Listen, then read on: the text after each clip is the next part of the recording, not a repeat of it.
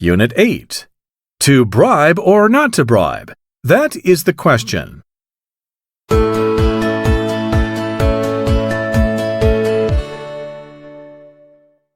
Read about it.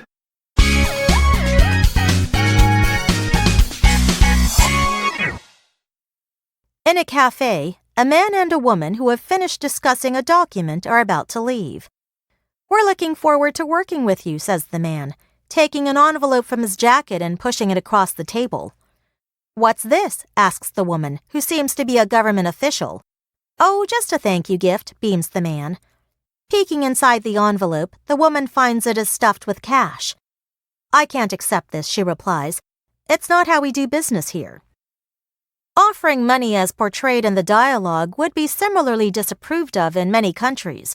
In English, bribery is a blanket word used to label such incidents referring to activities of dishonesty and corruption. Nevertheless, the practice is still accepted or even expected elsewhere. In contrast to English, some other languages employ words and expressions for bribery, which reflects different cultural attitudes. These would be translated into phrases such as giving a token of appreciation or donating oiling money.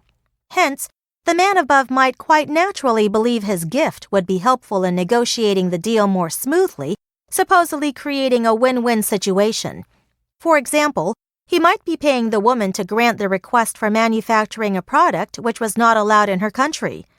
The man's company would make it and then sell it to customers, who also get hold of something they want.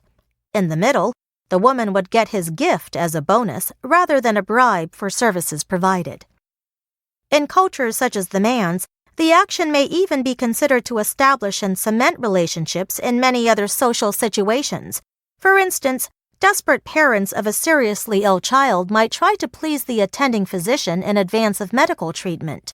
The doctor receiving the token of appreciation will often pay extra attention to the case, and at the same time, this neither troubles his or her conscience nor does he or she neglect other patients. Nowadays, most cultures object to the practice of bribery for both moral and practical reasons. More and more countries are forbidding bribery because they claim it is like a social virus that causes a decay of social welfare. For instance, bribes can make it possible for people in an influential position to get vaccinations before the general public. In business, a bribe is sharp practice, giving a company an unfair advantage over competitors, which might be more reliable for the same deal or contract. Whether this company is the best choice on its own merits or not, the receiver of the bribe is more likely to take up its offer. In the same way, this ethic applies to other areas, such as the medical practice mentioned above. In countries where there are severe shortages of doctors, a bribe may make the difference between getting treated and receiving no medical care at all. Despite the efforts to control it, the practice of bribery has never stopped. On the contrary, it still flourishes in various cultures. Those who may be badly paid in some countries, such as civil servants, police officers, and medical staff, are often tempted to take bribes. In fact, in some parts of the world, many people cannot survive without receiving tokens of appreciation. Thus, if you do business or require a service in these regions, you may face a dilemma. Should you be culturally sensitive and participate in bribery?